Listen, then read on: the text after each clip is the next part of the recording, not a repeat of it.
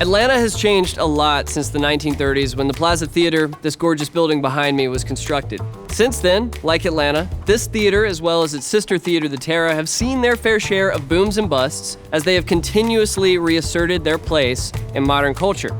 And, as with any institution, the indie cinema has to constantly reinvent itself to keep up with our changing lifestyles and viewing habits. So, if the AMCs and Regals of the world have the major blockbusters covered, and streaming is playing an ever larger role in other new releases, then what exactly is it that's keeping the indie cinema alive? Let's find out. I'm Travis Preston from Moonshine Post-Production. We're a full-service post-production house here in the heart of Atlanta, Georgia, servicing the dailies, color, sound, and finishing needs for feature films, ads, and series for over a decade. On the last episode, we met with Matt, John, and Tommy over at Videodrome to discuss our cinematic roots and how they survived the blockbuster era. This time, we're diving into exhibition. You're gonna meet one of the people that saved Atlanta's indie cinemas, the people that operate them, and the people that rely on them. So silence your electronic devices, except for this one. Let's dive in. There's a few things you have to have in order to really have the best cinematic experience. For one, you need to be in a dark space. You need to be in a space where you're seeing the image as large as possible, where you are dwarfed by it.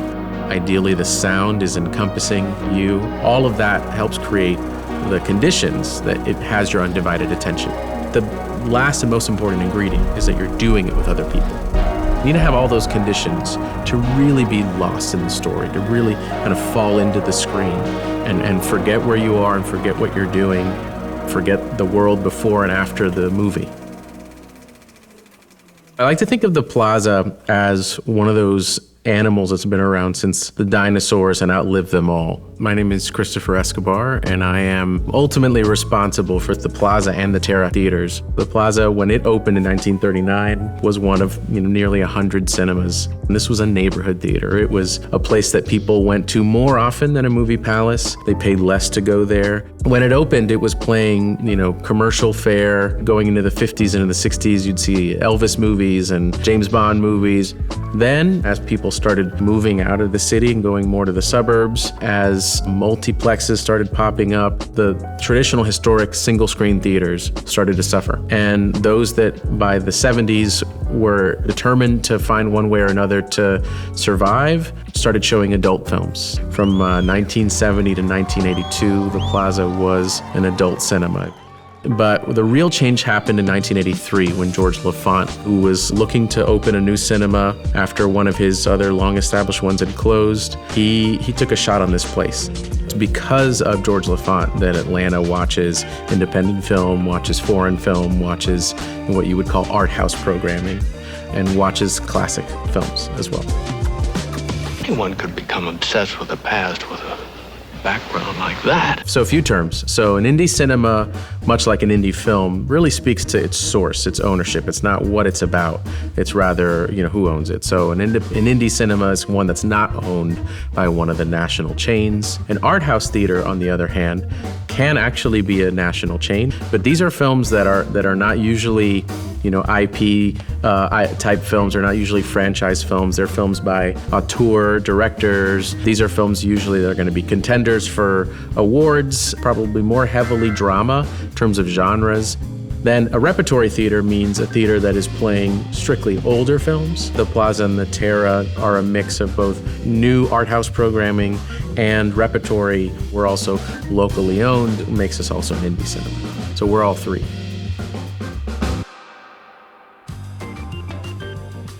So Chris, thank you so much again for letting us come in and take a look at these beautiful theaters firsthand. Obviously, you've put a ton of time, and lots of people have put a ton of time, money, energy into bringing the Plaza to where it is today. But I noticed these posters on the walls, so can you kind of tell us what the next phase is? Yeah, these are little markers of kind of what's ahead, because we're doing a lot over a really relatively short amount of time. So we're doing a $4 million restoration revitalization over just a few years. So phase one was converting our balcony into 2 small screening rooms. Mm-hmm. That was done and debuted in 2022. We're moving forward almost immediately with the concessions and bar as we continue into phase 2. Then we're going to be doing the front exterior work and then the elevator. So you went from 1 auditorium to 3. The 3. And what is that, like, how does that help you in the programming world? Yeah, it changes everything for us. I mean, for instance, with a new film, in order for them to give it to you, you have to commit to kind of playing it all day, every day for 2, 3, or sometimes 4 weeks. And so if you have 1 screen, that means that's the only thing you're doing. Having 3 screens allows us to, plan something way in advance, be promoting it weeks or months in advance, and know that if we have to, we can move things to a different screen. It also allows us to take new films that require that kind of commitment. It's like, okay, maybe these showtimes it'll play downstairs, these will play upstairs, that kind of stuff. With technology, you go back 40 years, 50 years, 60 years, 70 years, 80 years, there wasn't that much difference in the fact that people in their hometown, they had their workplace relatively nearby, they had their worship place relatively nearby, and they would go to a movie theater, they'd go to a live theater. Right now we're in a period of transition, and there have been transitions, there will always be transitions. But I think this is a period of change that has happened faster than most periods of change. I think through convenience and through just the ability to change, we've maybe perhaps lost things a little faster than we realize before we've actually really had a chance to think about if we should change in those ways. At the time of making this documentary, the film industry in the US is having a bit of an identity crisis. The shortened theatrical windows and direct-to-streaming model that we've seen take over in the past few years is proving untenable when considering the big budgets of the major studio blockbusters. Cinemas like these are revealing themselves as more than just a cultural touchstone.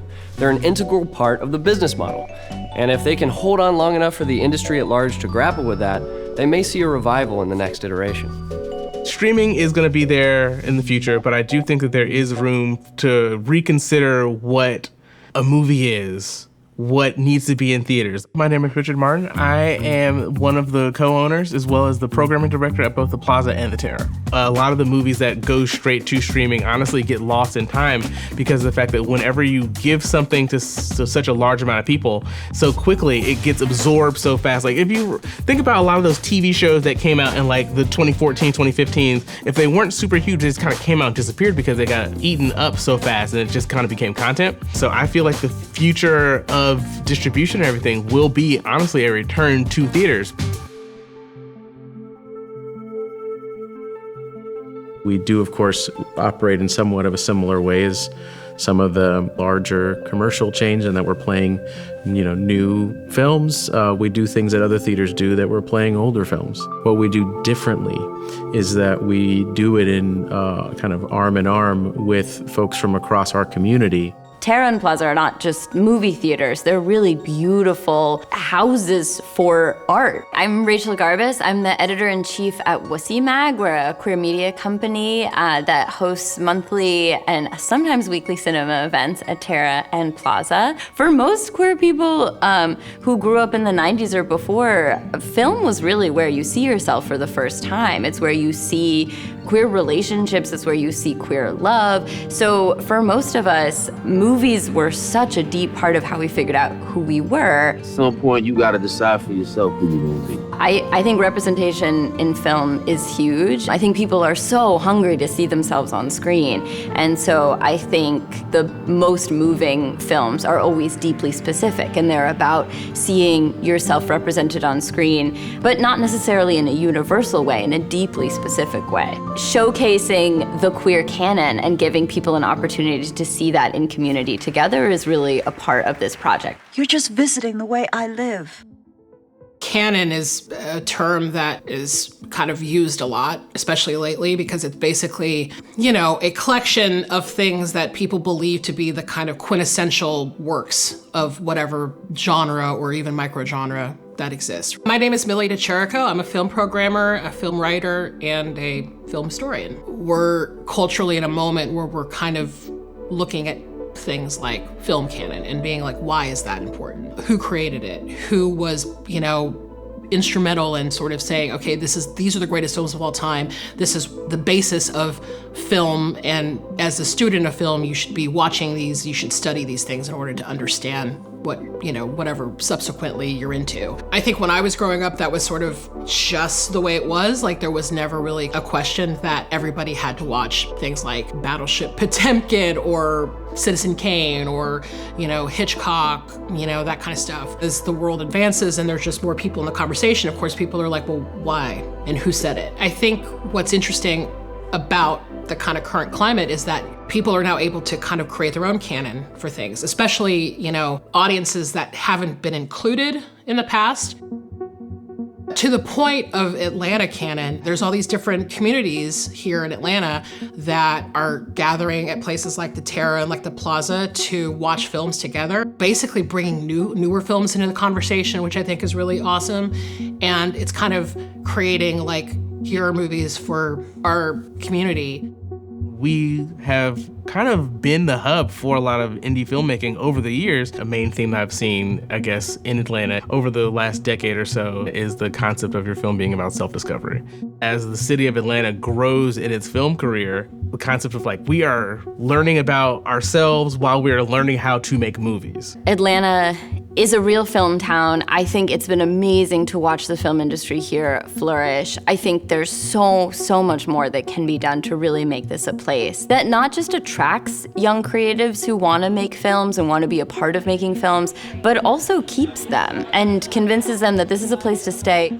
Georgia, you may be surprised to hear this, is dead last in the country, tied with Wisconsin for state investment in the arts. Our arts budget is embarrassingly low, and that trickles down in a lot of different ways. So even if Atlanta wants to say that it's a big film hub, and even if it wants to slap that sticker on its publicity, the money isn't there. It's not coming from the state. I think tax credits are an amazing start, but arts investment has to go beyond that. I mean, it really has to be about making infrastructure that people can use, providing grants that people can access that really help them make the work that they're doing. That speaks to a real philosophical difference between cities like Atlanta and the way that they approach showcasing their film industry, and other cities like New York, but also plenty of other cities, Berlin, Madrid. I mean, places that are really enthusiastic about showcasing the work that their independent filmmakers are doing. I think Atlanta has always prided itself on being a place of big business,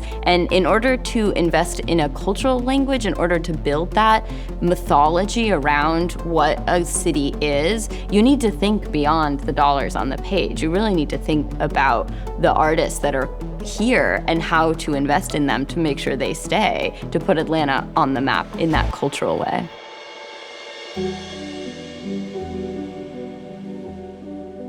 The first time I ever visited one of these theaters was as a teenager. Sometime in 2007, a group of friends and I came up at midnight one weekend to watch a shadow cast perform their weekly rendition of the Rocky Horror Picture Show.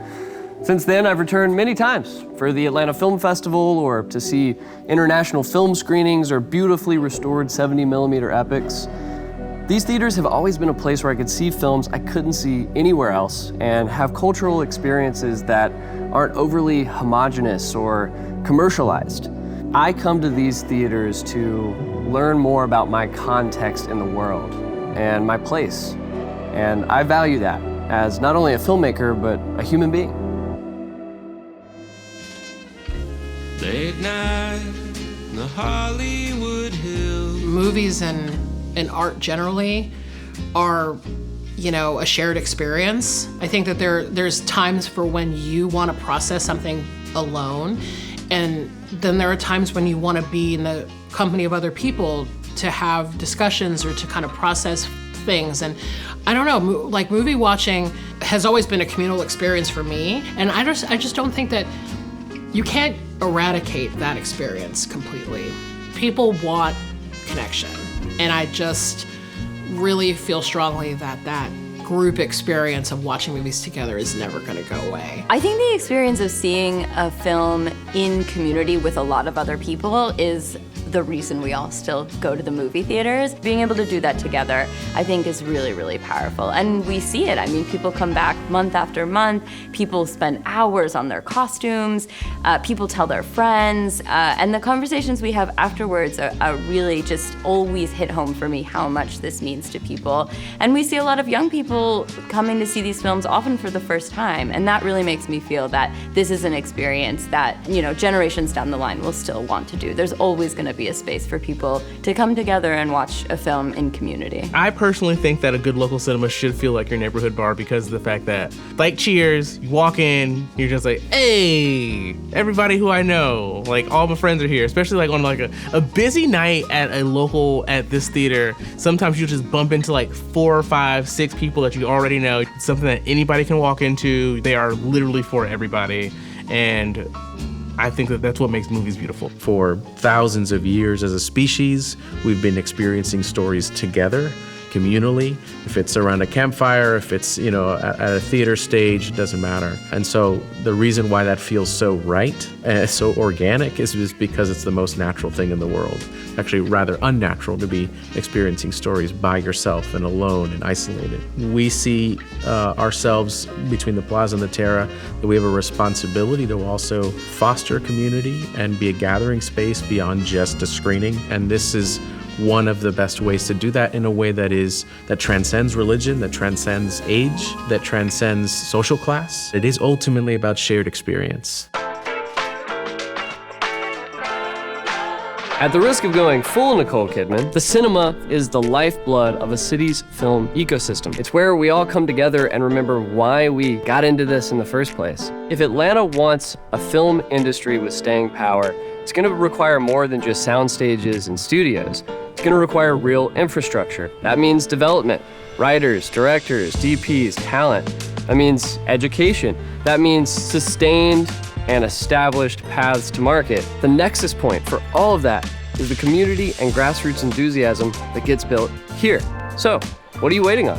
Get out there, go see a movie, make films, find local filmmakers that you want to support. Keep working toward the next iteration of the film industry. Don't wait to see what's going to happen next month or next year. Go out there and decide it.